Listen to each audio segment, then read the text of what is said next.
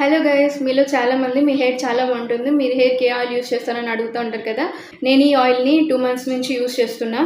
నేను యూస్ చేసే hair oil ఏంటంటే హెర్బాలిస్ వారి థెరప్యూటిక్ హెయిర్ ఆయిల్ అనమాట.